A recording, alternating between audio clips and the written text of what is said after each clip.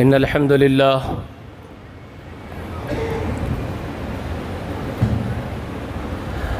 لله نحمده ونستعينه ونستغفره فنعوذ بالله من شرور أنفسنا ومن سيئات أعمالنا من يهده الله فلا مضل له ومن يضلله فلا هادي له وأشهد أن لا إله إلا الله وحده لا شريك له وأشهد أن محمدًا عبده ورسوله أرسله بالحق بشيرا ونظيرا وداعيا إلى الله بإذنه وسراجا منيرا أما بعد فإن خير الحديث كتاب الله وخير الهدي هدي محمد صلى الله عليه وآله وسلم وشر الأمور محدثاتها كل محدثة بدعة وكل بدعة ضلال وكل ضلالة في النار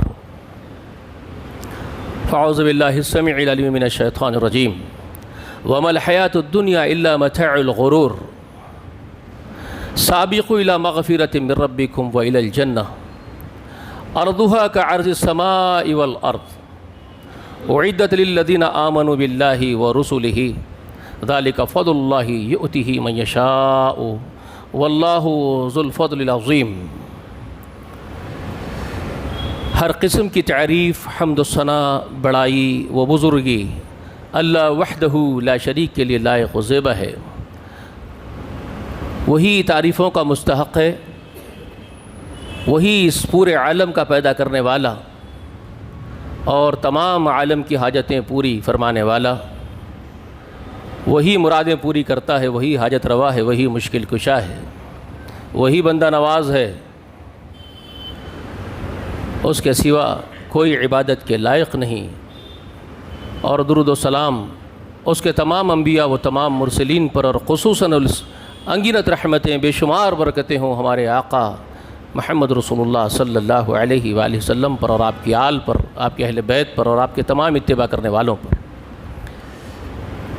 گزشتہ کے مہینے میں نے آپ کے سامنے دنیاوی زندگی کی حقیقت کے بارے میں سورہ آل عمران کی آیت نمبر 14 کے ذریعے سے چند باتیں آپ کے سامنے رکھی تھی۔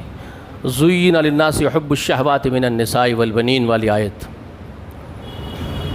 آج بھی اسی کا تسلسل کو جاری رکھتے ہوئے دنیاوی حقیقت کیا ہے اور ہمیں اس دنیا میں کس طرح جینا ہے اور کیسے یہاں سے نکل جانا ہے، اس پر تھوڑی سی گفتگو کروں گا۔ سورۃ الحدید میں رب العالمین ارشاد فرماتے ہیں، دیکھیے تمام جنات اور انسانوں کے لیے اللہ تعالیٰ کا یہ پیغام، یہ حکم ہے، یہ آرڈیننس ہے، ایک نصیحت ہے اللہ تعالیٰ کی طرف سے۔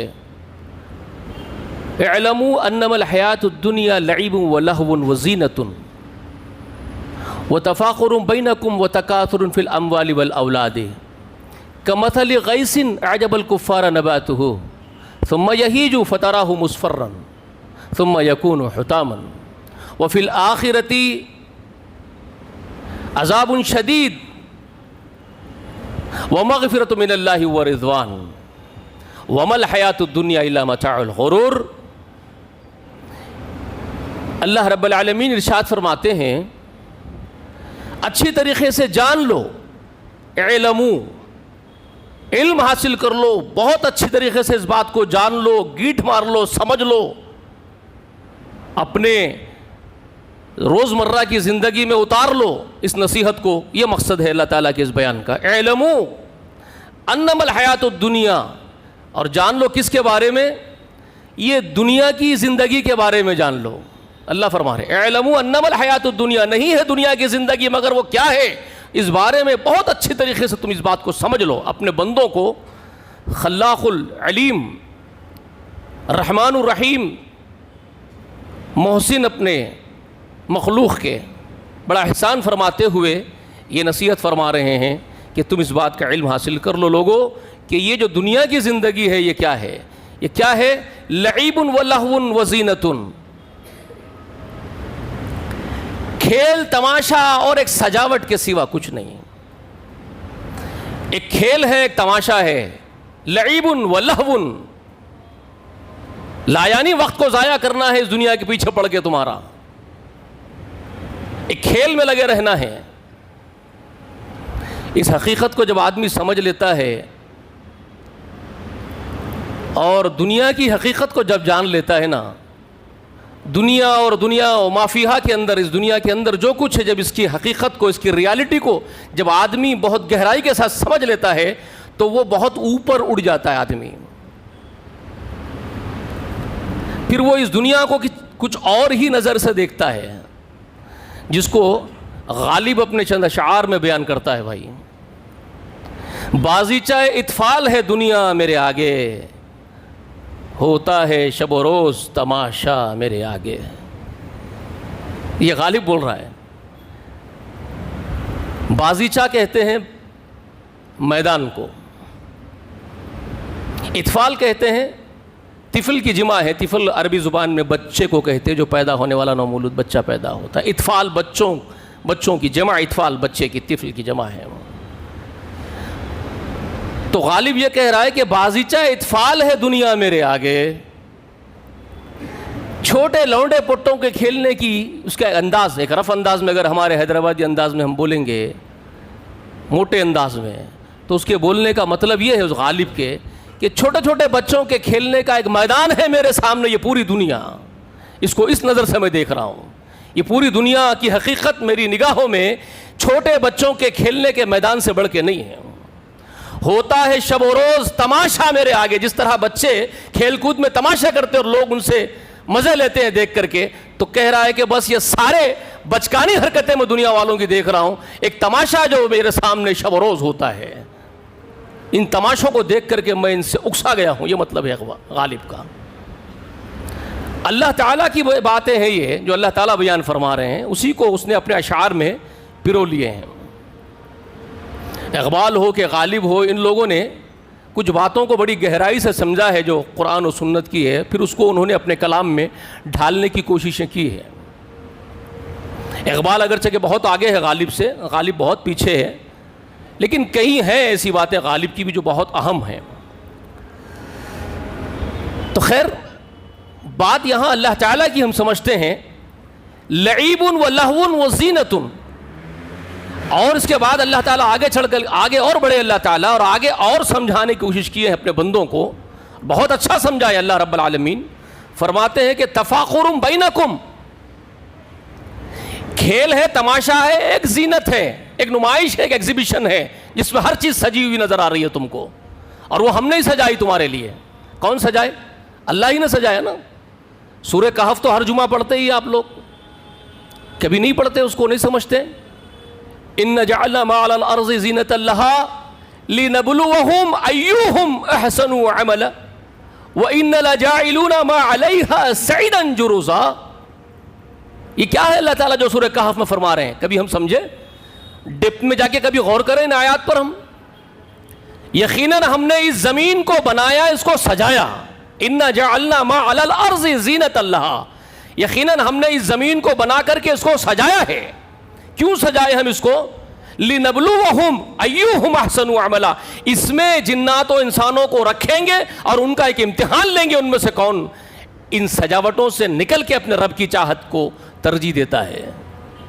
اس کی زینت سے ہٹ کر کے اپنے رب کی مرضی کو ترجیح دینے والے کون اور کتنے ہیں، اور کون ہے اس کی سجاوٹ میں پھنس کے رہ جائیں گے. یہی تو ایک امتحان ہے تمہارا. اور ایک دن آئے گا ہم اس زمین کو توڑ پھوڑ کے چٹیل ہموار میدان کر دینے والے ہیں. پھر اس دن تیرے رب کے نور سے یہ زمین جگمگا اٹھے گی، کیونکہ اس دن تیرا رب ظاہر ہو گیا ہوگا اس زمین کے اوپر تمہارا حساب لینے کے لیے. وَأَشْرَقَتِ الْأَرْضُ بِرَبِّ نُورِهَا، جو سورہ زمر میں اللہ تعالیٰ فرماتے ہیں کہ ایک دن تیرے رب کے نور سے یہ زمین چمک اٹھے گی، کیونکہ تیرا رب، جیسے کہ سورہ فجر میں اللہ تعالیٰ فرماتا ہے وَجَاءَ رَبُّكَ وَالْمَلَكُ صَفًّا صَفًّا، تیرا رب حاضر ہو چکا ہوگا، فرشتے صفے قطاروں میں باندھ کے بعد اب کھڑے ہو چکے ہوں گے. وَقُضِيَ بَيْنَهُمْ، اور آپس میں تمہارے فیصلے ہم کر چکے ہوں گے، اور اس دن کہہ دیا جائے گا وَقِيلَ الْحَمْدُ لِلَّهِ رَبِّ الْعَالَمِينَ. تمام تعریفیں اس کی ہے جس نے پیدا بھی کیا اور جس نے پیدا بھی کیا اور مٹا بھی دیا. تو پیدا ہونا بھی ہے اور مٹ جانا بھی ہے، یہ حقیقت ہے، مگر اس کو آپ سمجھ نہیں رہے ہو. اس کو آپ سمجھ نہیں رہے ہو. ہم یہ سمجھ رہے ہیں کہ یہیں پر جو کچھ ہے ساری زندگی کا سرمایہ یہیں سے لوٹ لینا ہے. یہ ابد سمجھ رہے ہیں آپ اس کو، جبکہ یہ ابد نہیں ہے. یہ عارضی ہے، بہت تھوڑے دنوں کے لیے. تو یہ ایک ریالٹی ہے جس کو قرآن الگ الگ انداز میں الگ الگ مقامات پر بیان کرتا ہے. اور یہاں سورۃ الحدید میں اللہ تعالیٰ نے بہت کلیئر انفارمیشن آپ کو دی. لعیب لہو زینت وتفاخر بینکم، آپس میں فخر کر لینے کے سوا کچھ نہیں بابا، یاد رکھ لو. جو حماقت آپ آپس میں کر لیتے ہو نا، بہت بڑے عہدے پر فائز ہے تو سارے لوگوں کو بونے سمجھے گا. بڑے عہدے پر بڑے پاور اگر اقتدار ہاتھ میں آ گئے ہیں تو عام انسان اس کے سامنے کیڑے مکوڑے ہو جائیں گے. ایک فخر کرے گا، حماقت کرے گا کہ میں کچھ ہوں. فرعون بن جائے گا، حامان بن جائے گا، شداد بن جائے گا، جی قارون بن جائے گا. اب کہیں نہیں سمائے گا پھر وہ. اس کے بعد تفاخر بینکم، آپس میں فخر کرنا، حماقت کر لینا ہے. یہ دنیا کی زندگی تمہارے لیے. ہم کچھ دیتے ہیں تو تم اتراتے ہو، کہیں نہیں سماتے ہو. تم صلاحیت دیتے ہیں تو تکبر میں آ جاتے ہیں. میرے جیسا ہوشیار کوئی نہیں، میرے جیسا دانشمند کوئی نہیں، میرے جیسا عقل مند کوئی نہیں، اور سارے کے سارے لوگوں کو گرا کر کے ڈیگریڈ کر کے دیکھتے ہو. یہ بھی ایک قسم کی حماقت ہے، تکبر ہے آپ کا. علم دے دیے تو علم پر ناز کر رہے ہو، تو اتنا ناز کر رہے ہو کہ سارے لوگوں کو حقیر جان رہے ہو. ایک متکبر ہو گئے. تو یہ انسان کی فطرت ہے. تفاخر بینکم، آپس میں فخر کر لیتے رہتا ہے انسان. میں ہوں تو کوئی نہیں میرے مقابلے میں. تو اللہ نے اس ریالٹی کو کھول کر کے بیان کیا انسان کے سامنے. انفارمیشن دے دی اس کو کہ یہ دنیا کی زندگی جو تمہارے لیے ہم بنائے نا بابا، یہ ایک کھیل تماشا زینت ہے. آپس میں ایک دوسرے پر حماقت جتا لینا ہے. اور وہ تکاثر فی الاموال والاولاد، اور اپنے اموال میں، اپنی اولادوں میں زیادتی بتا بتا کر کے اکڑنا ہے تمہارا یہ تکبر کرنا ہے، اس کے سوا اور کچھ نہیں. زیادہ بچے والا ہے تو تکبر کرے گا، زیادہ مال والا ہے تو تکبر کرے گا. یہ اللہ فرما رہے ہیں بھائی. اس کی مثال بیان کرتے ہیں موٹے انداز میں، ہر ایک آدمی کو سمجھ میں آ جائے. اس لیے اللہ تعالیٰ نے کامن مثال بیان کی ہے جو زمین پہ رہنے والے انسانوں کو بخوبی وہ مثال سے اثر ہو سکتا ہے، کیونکہ روزمرہ کی زندگی ہے ان کی. کمثل غیث اعجب الکفار نباتہ، یہ دنیا کی زندگی جو تمہاری یہ سجاوٹ ہے، یہ زینت بنا دی گئی ہے تمہارے لیے. حماقت کر رہے ہو، تکبر کر رہے ہو اس کے مال و متاع میں، اس کے انعام و اکرام پر تم جو سڑ رہے ہو حماقت میں. اس کی مثال جانتے ہو؟ یہاں میرے ایک دوست بیٹھے ہوئے ہیں، ان کے لیے بھی یہ مثال بہت سوٹیبل ہے کیونکہ وہ اس سے جڑے ہوئے ہیں، اور بہت سارے لوگ ہوں گے جڑے ہوئے، مجھے نہیں معلوم. مثال کیا ہے؟ کمثل غیث اعجب الکفار نباتہ. اس کی مثال اس بارش کی ہے جب آسمان سے بارش برستی ہے تو کھیتی نکل کے اگتی ہے ہری ہری، اور جب وہ کھیتی ہری بھری نظر آتی ہے کسان کو جس نے محنت کی ہے اس کے اوپر، زمین کے اوپر، تو اعجب الکفار نباتہ، تو وہ نباتات اس کے دل کو باغ باغ کر دیتی ہے اس کسان کے، اس فارمر کے، اس کسان کے دل کو، اس کی کھیتی خوش کر دیتی ہے، دل کو باغ باغ کر دیتی ہے. وہ دیکھ کر کے ایکسائٹمنٹ میں خوش ہو جاتا ہے کہ اب دیکھو میری کھیتی کتنی رنگ لائی ہے، جو میری محنت رنگ لائی ہے، جو میں نے اس کے اوپر محنت کی ہے. محنت کرتا ہے نا بھائی. آج کل تو خیر وہ ٹریکٹر آ گئے، آپ کے ڈیزل کے جانور آ گئے ہیں، تیل سے چلنے والے جانور آ گئے ہیں. زمانے میں جانور نہیں تھے، ایک زمانے میں یہ جانور نہیں تھے، یہ مشینری جانور نہیں تھے ڈیزل کے. تو اللہ کے پیدا کرتے ہوئے جانوروں کا جو ہے پگا پکڑ کے نکل جاتے تھے، لکڑی کا ہل کاندھے پر رکھ کے. وہ لوگ بہت کم لوگوں کو یاد ہوگا وہ منظر بھی، وہ تو لوگ بھول ہی گئے ہوں گے شاید، نوجوان کو تو معلوم ہی نہیں ہے وہ کیا تھا. ہل لے کے جاتا تھا جس کو ناگر بولتے ہیں ہمارے تلنگانہ میں، تلنگانہ کی قوم اس کو ناگر بولتی ہے. وہ ناگر رکھ لے کے جاتے تھے، بیل پکڑ، دو بیلوں کو پکڑ لے کے وہ ناگر لگا کے اس کے اوپر کھڑے رہ کے پورا دن جو ہے کھیت کو جوتتا تھا بیچارہ. ناگر کرتا تھا، سخت زمین کو جو ہے بربری کر دیتے تھے پوری ناگر مار مار کے. اس کے بعد ایک لمبا پونگے کے جیسا وہ ایک خیف آتی تھی، اس میں بیج ڈالتے تھے تو وہ بیج زمین میں گھس جاتے تھے وہ مٹی میں. اب کسان نے دن رات محنت کر کے کھیت کو جوتا ہے، اس میں بیج بو دیا ہے، مگر میرے دوست کیا کھیتی اگا لینے کی قدرت کسان کے پاس ہے؟ بیج میں سے مولکا اگا سکتا ہے؟ کمپل نکال سکتا ہے؟ اب وہ آسمان کو نگاہ لگا کے بیٹھتا ہے کہ کاش بارش ہو جائے تو میری محنت رنگ لائے. تو اللہ اسی کی مثال دے رہے ہیں. کمثل غیث اعجب الکفار نباتہ، اس کی مثال ہے اس بارش کی جب برس رہی ہے تو اس کی کھیتی رنگ لا رہی ہے. زمین کے اندر مٹی میں پڑا ہوا بیج، جب اس پر وہ بارش کا خطرہ پڑتا ہے اس مٹی کے اوپر، اور جب وہ مٹی نم ہوتی ہے اور وہ بیج کو لپٹ لیتی ہے، اب وہ بیج مٹی میں پلٹتا ہے، آسمان کی طرف اللہ کے حکم سے منہ نکالتا ہے، پھر وہ پھٹتا ہے، شق ہوتا ہے، اس میں سے ایک کمپل نکلتا ہے بیج میں سے. اور بیج کتنا سخت ہوتا ہے جانتے ہیں؟ کھجور کی گٹلی پھوڑ کے دکھا دو دانت سے اپنے، کھجور کی گٹلی کو اپنے دانتوں سے آپ توڑ کے دکھا دیجئے، ہے طاقت آپ کے پاس؟ پتھر لے کے مارو گے تو نہیں ٹوٹتی، وہ اچھل جائے گی. لیکن اس کو شق کر کے قل اعوذ برب الفلق جو کہا، فلق میں کہہ دے میرے نبی میں پناہ میں آتا ہوں اس کی جو شق کرتا ہے. کائنات کا تمام نظام شق پر مبنی ہے. شق، کوئی چیز پھٹتی ہے اس میں سے کوئی چیز نکلتی نمودار ہوتی ہے. کوئی ایک چیز پھٹتی ہے تو اس میں سے کوئی ایک چیز نمودار ہوتی ہے. اندھیرا پھٹتا ہے تو اس میں سے شق ہو کے صبح کا سویرا نکلتا ہے. بیج پھٹتا ہے تو اس میں سے کمپل نکلتا ہے. آپ کا حلق پھٹتا ہے تو غذا معدے میں جاتی ہے. کوئی اور چیز پھٹتی ہے تو معدے کی چیز باہر نکلتی ہے. شق پر سارا نظام مبنی ہے. یہ ہے رب کی شان، اس کی پہچان. ہر چیز شق کرنے والے کی پناہ میں آتا ہوں. اور بیج، اتنا سخت بیج جس کو پھاڑ کے نکلنے والا کمپل کتنا نازک ہوتا ہے جانتے ہیں؟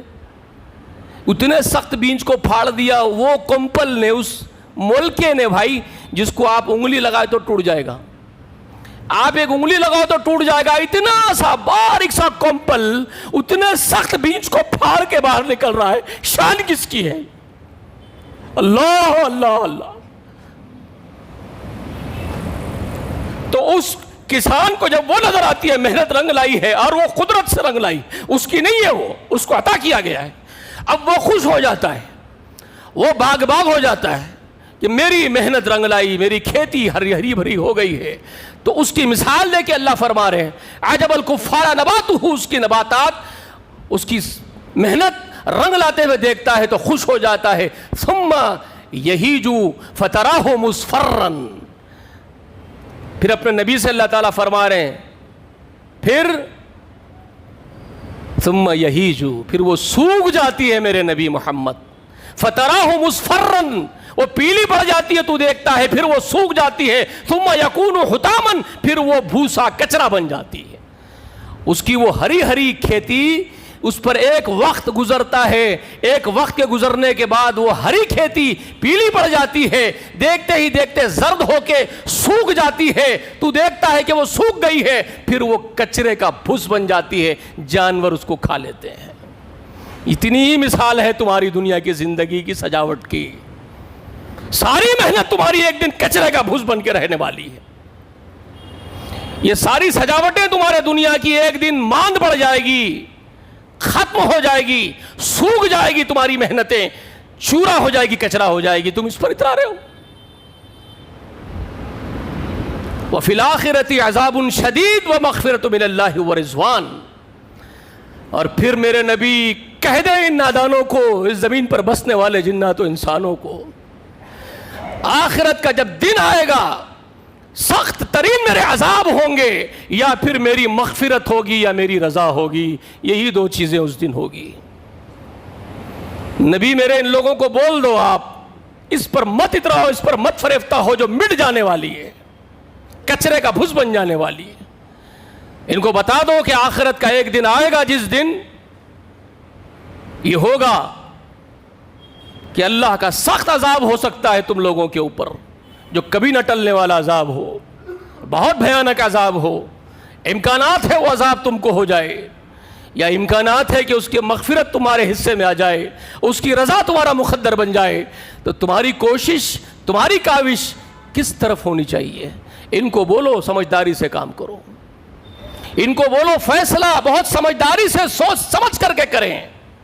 ڈیسیجن لو بولو ان لوگوں کو تو بہت سوچ کر ڈیسیجن لو کہ تم کو کیا چاہیے، عذاب شدید بھگتنا چاہتے ہو یا مغفرت یا اس کی رضا تمہارا مقدر بن جائے یہ چاہتے ہو، تو تمہاری کاوشیں کوششیں کس طرف ہونی چاہیے، تم خود ججمنٹ کرو، خود فیصلے کرو، خود ڈیسیجن لو۔ وَمَا الْحَيَاةُ الدُّنْيَا إِلَّا مَتَاعُ الْغُرُورِ، اب فرماتے ہیں وَمَا الْحَيَاةُ الدُّنْيَا إِلَّا مَتَاعُ الْغُرُورِ، کہہ دو یہ دنیا کی زندگی دھوکے کی ٹٹی ہے،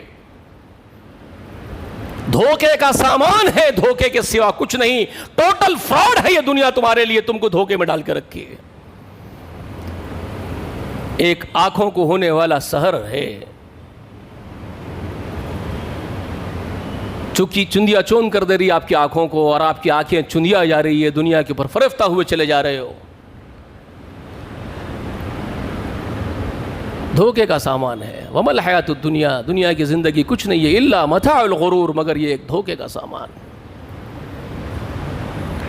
اس کو اللہ تعالیٰ نے بہت سارے اندازوں میں آپ کو قرآن مقدس میں کئی جگہوں پہ آپ کو سمجھایا ہے، جیسے کہ ابھی سورہ آل عمران میں نے آپ کے سامنے گزشتہ مہینے ذکر کیا تھا، زُيِّنَ لِلنَّاسِ حُبُّ الشَّهَوَاتِ مِنَ النِّسَاءِ وَالْبَنِينَ وَالْقَنَاطِرِ الْمُقَنطَرَةِ مِنَ الذَّهَبِ وَالْفِضَّةِ وَالْخَيْلِ الْمُسَوَّمَةِ وَالْأَنْعَامِ وَالْحَرْثِ ذَلِكَ مَتَاعُ الْحَيَاةِ الدُّنْيَا وَاللَّهُ عِنْدَهُ حُسْنُ الْمَآبِ، وہاں یہ فرماتے ہیں اللہ کے پاس جو ہے وہ بہت عمدہ ہے، لوگوں بندو یہ سب دھوکہ ہے دنیا کی زندگی، اس کے پیچھے وقت مت خراب کرو، اس کے پیچھے کیوں پڑے ہوئے ہو، تباہ کیوں ہو رہے ہو؟ یا ایھا الذین آمنوا لا تلھکم اموالکم ولا اولادکم عن ذکر اللہ فمن یفعل ذلک فاولئک هم الخاسرون۔ سورہ منافقون کے اللہ تعالیٰ آخری رکوع میں یہ بات ہے، ایک بہت چھوٹی سورت ہے سورہ منافقون، میں سمجھتا ہوں کہ بہت سارے لوگوں کو یاد بھی ہے، پڑھتے بھی ہیں جمعے میں، جمعے کی نماز میں اکثر پڑھی جاتی ہے، جمعہ اور منافقون ملا کے پڑھی جاتی ہے، یا اعلیٰ اور غاشیہ پڑھی جاتی ہے، تو ہمارے پاس تو سلفی مسجدوں میں تو الحمدللہ اس کا رواج ہی ہے، پڑھتے ہی رہتے ہیں، سنت ہے اس لیے ہم نے اس کو اپنایا ہے الحمدللہ۔ تو آپ پڑھتے ہیں نا، ایمان والو تمہارے اولاد تمہارے اموال تم کو دھوکے میں نہ ڈال دے، تم کو اللہ کے ذکر سے غافل نہ کر دے، فمن یفعل ذلک فاولئک هم الخاسرون، جو ان کے پیچھے پڑھ کے اپنی آخرت تباہ کر لے گا وہ بہت بڑا نقصان اٹھائے گا، یاد رکھو۔ اولاد مال یہ سب تمہاری آزمائشیں ہیں، دنیا کی زندگی میں ہی یہ سب کچھ تم کو بھگتنا ہے، تو ان کو ہینڈل کرو۔ مال کا استعمال حرام نہیں ہے، مال کا استعمال ضرورت کے مطابق کرتے چلے جاؤ، تمہاری حاجتیں پوری ہو جائے بس، وہ بھی حلال کے ذریعے سے کماؤ، حلال کے ذریعے سے خرچ کرو، ذرائع حلال اپناؤ کمانے کے لیے، خرچ کرنے کے ذرائع بھی حلال اپناؤ جس پہ تم خرچ کر رہے ہو، نہ حرام سے کماؤ نہ حرام جگہ خرچ کرو، حدود ہے، پابندیاں ہیں تمہارے لیے۔ اولاد تمہاری ہے، ان کو نیک بناؤ، نیک تربیت کرو، ان کو بولو یا بنیا ان الشرک لظلم عظیم، ان کو بولو یا بنیا انہا ان تک مثقال حبۃ من خردل فتکن فی الصخر، اب سمجھاؤ یہ باتیں جو قرآن تمہارے سامنے بیان کرتا ہے۔ اے میرے بچے شرک ظلم عظیم ہے، اے میرے بچے تیرا عمل رائی کے دانے کے برابر بھی باریک کیوں نہ ہو، زمینوں میں پھیلا دے، آسمانوں میں پھیلا دے، یاتی بھی اللہ ان اللہ لطیف الخبیر، اللہ بہت باریک بینا ہے، تیرے سامنے تیرا عمل لا کے ایک دن رکھ دے گا۔ میرے بچے اس دن سے ڈر، ان میں ڈر پیدا کرو۔ یا بنی اقیم الصلاۃ وامر بالمعروف ونہی عن المنکر ذالک من عزم الامور، یہ سبق ان کو دو۔ اے میرے بچے، میرے لاڈلے، میرے بیٹے، میری بیٹی، نماز کو قائم کرو، نیکی کا حکم دو، برائی سے روکو، یہ بڑے ہمت کے کام ہے، یہ سبق ان کو دکھاؤ، ان کو اس طرح کی تربیتیں کرو، نیک اللہ والے بندے ان کو بنانے کی کوشش کرو۔ تمہاری کوششیں اپنی جگہ ہو، پھر وہ کیا بنتے ہیں ان کے مقدر ہے، وہ کیا بنتے ہیں آپ نہیں جانتے، لیکن آپ کی کوشش نوٹ ہوتی ہے، کرامن کاتبین آپ کے ایک ایک پل کو، ایک ایک لمحے کو لکھتے ہیں، یہ خیال رکھو تم کیا کر رہے ہو۔ اپنی اولاد کی تربیتیں کرو، ان کو حلال روزی کھلاؤ، اگر ایسا نہیں کرو گے تم مال کی چاہت میں پڑے رہو گے۔ بعض اوقات کیا ہوتا ہے، ان من ازواجکم واولادکم عدو لکم بھی کہا گیا ہے، بے شک تمہاری بیویاں تمہاری اولادیں تمہارے دشمن ہیں، اللہ نے کہا قرآن میں۔ کیوں کہا بھائی یہ بات؟ اس لیے کہ ان کے ریکوائرمنٹس تمہارے سامنے آتے رہتے ہیں، یہ مطالبے کرتے ہیں، اور تم ان کے مطالبے پورے کرنے کے لیے اللہ کی نافرمانی کر جاتے ہو. رسول اکرم صلی اللہ علیہ وآلہ وسلم نے بہت خوب فرمایا, حدیث شریف, صحیح حدیث شریف ہے, مستند حدیث ہے رسول اللہ کی, بڑا نادان ہے, احمق ہے وہ آدمی, رسول اللہ فرماتے ہیں بہت نادان جاہل ہے وہ آدمی جو دوسروں کی دنیا بنانے کی خاطر اپنی آخرت تباہ کر لیتا ہے. رسول اللہ نے فرمایا اپنے ماسوا, اپنے وجود کے ماسوا جو دوسرے سامنے اس کے عزیز و اقارب, اس کے چہیتے, اس کے لاڈلے, جو اس کی بیوی ہے, اس کے بچے ہیں, ان کی دنیا تو بنا دیتا ہے, خود کی آخرت بے وقوف تباہ کر لیتا ہے. اس سے بڑا بے وقوف کون ہو سکتا ہے؟ خود ابدی جہنم میں ٹھس جاتا ہے جا کر کے. تو نادانی نہیں ہے, بے وقوفی نہیں ہے کہ ان کی دنیا. اور آپ کا محل کہاں ہے صاحب؟ آپ بلڈنگیں بنائیے, فارم ہاؤس بنائیے, ایئر کنڈیشن بنگلے کھڑے کر لیے, فارم ہاؤس بنا لیے, آپ کے مرتے ہی آپ کے قبضہ دار ریڈی کھڑے ہوئے ہیں سامنے, آپ کا انتظار کر رہے ہیں آپ کے روح کے نکلنے کا. جیسے ہی آپ کی روح نکلی ملک الموت آیا, لے کے گیا, اور وہ سامنے کھڑے ہوئے قبضہ کر کے عیش کرنے کے لیے. آپ کا کہاں ہوا؟ کتنے بڑے نادان ہو گئے آپ, بناتے چلے جا رہے ہیں, بناتے چلے جا رہے ہیں, اور خود جا رہے ہیں پھر ہمیشہ کی ابد کی عذاب کی طرف. یہ کون سی عقل بندی ہے؟ تو یہ دو باتیں اللہ نے جو بیان فرمائی, وفی الآخرۃ عذاب شدید ومغفرۃ من اللہ ورضوان, اس کو یاد رکھو. دو ہی چیزیں ہیں سامنے آخرت میں, اللہ کا سخت عذاب ہوگا تمہارے مقدر میں, یا پھر اللہ کی مغفرت ہوگی, اس کی رضا ہوگی. کیا چاہتے ہو؟ ڈیسیجن سوچ سمجھ کے لینا. دنیاوی زندگی میں جی لو, لیکن بہت سوچ سمجھ کے جی لو. یاد کر لو ان لوگوں کو جنہوں نے اس حقیقت کو سمجھ لیا تھا, جنہوں نے اس حقیقت کو سمجھ لیا تھا. ان کی زندگی کچھ عجب تھی, انقلاب آ گیا تھا, ریولوشن آ گیا ان کی زندگیوں میں. جانتے ہیں ایک خطاب کا بیٹا جو عیش و عشرت میں زندگی گزار رہا تھا, رسول اللہ کی گردن لینے کے لیے نکلا تھا گھر سے. سوچو ہمارے سردار کیسا بنا دیا لوگوں کو. سلام ہو محمد مصطفیٰ پر صلی اللہ علیہ وآلہ وسلم پر. گردن لے کے نکلنے والا آدمی جھولی پسار کے دعا کی رسول اللہ نے, 2 عمر ہے میرے سامنے اللہ, ان 2 عمر میں سے ایک عمر مجھے عطا کر دے. اللہم صلی علی محمد. ایک خطاب کا بیٹا ہے, ایک حشام کا بیٹا ہے, تو دونوں میں سے کسی ایک کو چن لے پروردگار میرے ساتھ کے لیے. عمر بن حشام کو میرا ساتھی بناتا ہے بنا دے, یا عمر بن خطاب کو بناتا ہے بنا دے پروردگار. رب العالمین نے اپنے محبوب کی دعا کی لاج رکھی.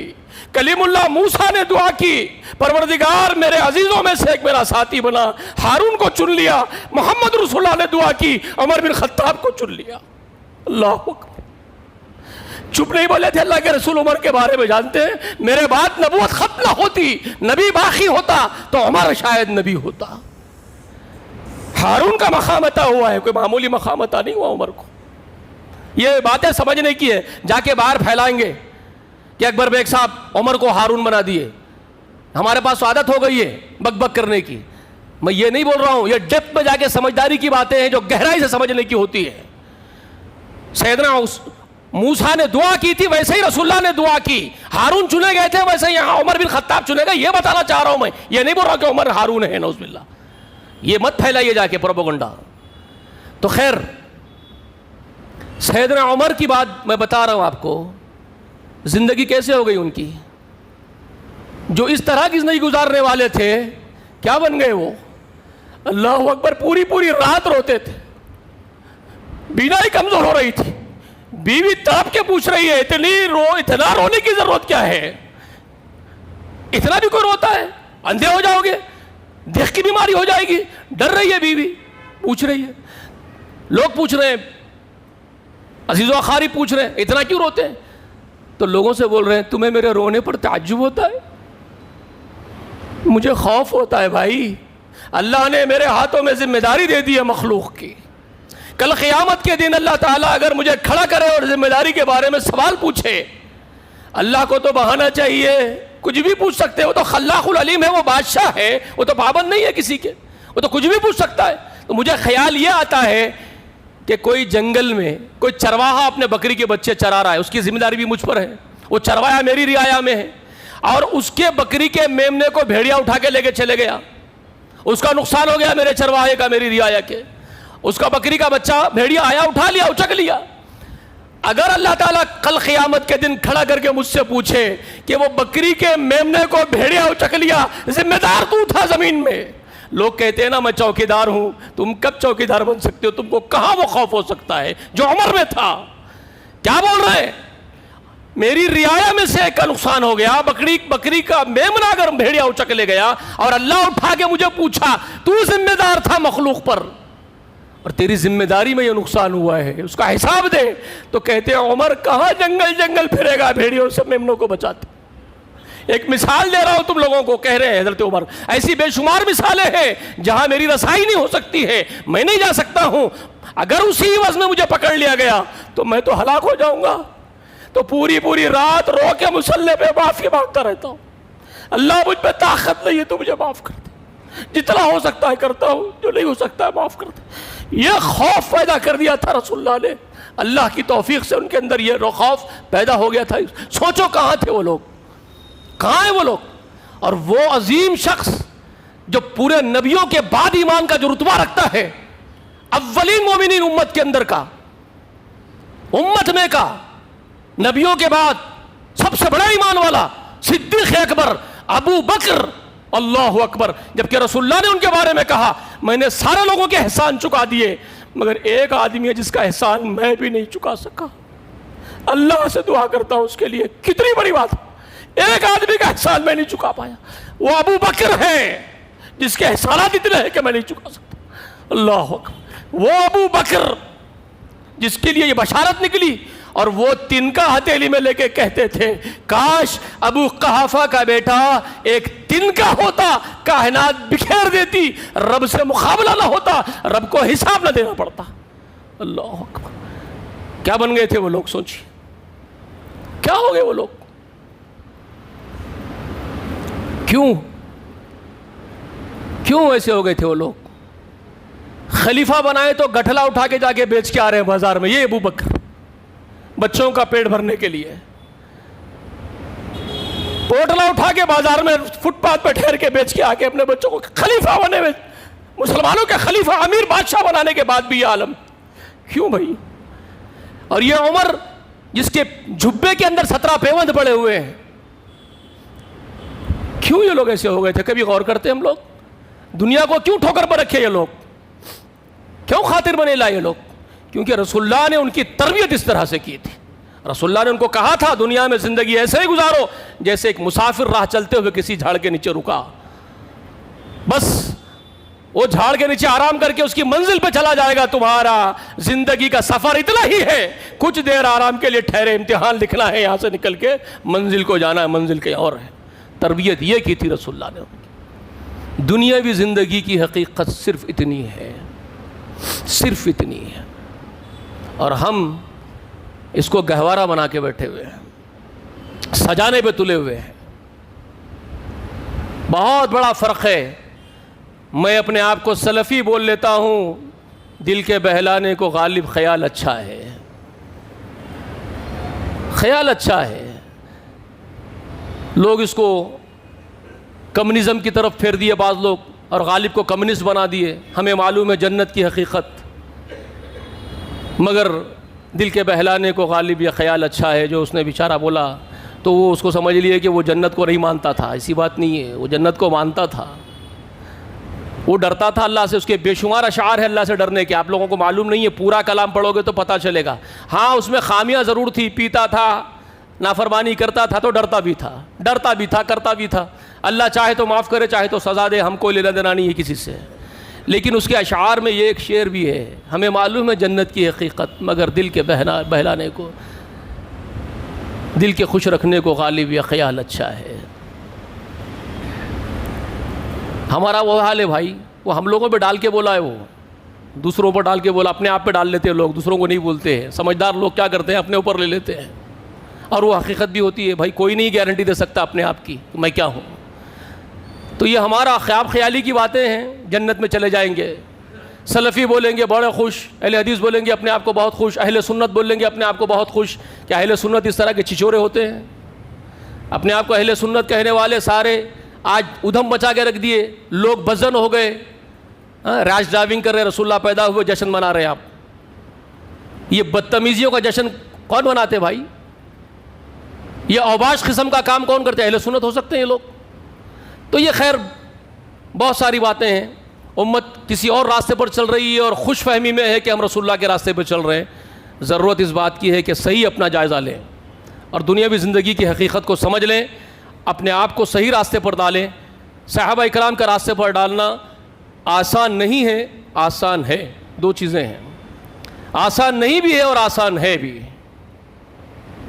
اگر آپ اللہ والے ہو جائیں تو آسان بن جائے گا, اگر آپ دنیا والے بنے ہوئے ہیں تو آپ کے لیے بہت مشکل ہے, آپ نہیں آ سکتے اس راستے پر. تو طے کر لیجئے کس طرف جانا ہے. اللہ سے میری دعا ہے کہ کہنے سے سننے سے زیادہ ہم سب کو عمل کرنے کی توفیق عنایت فرمائے. جب تک ہم کو اس دنیا میں زندہ رکھے اللہ تعالیٰ ایمان پر اسلام پر رکھے, ہمارا خاتمہ ہو تو بالخیر ہو. آمین. وآخر دعوانا ان الحمد للہ رب العالمین.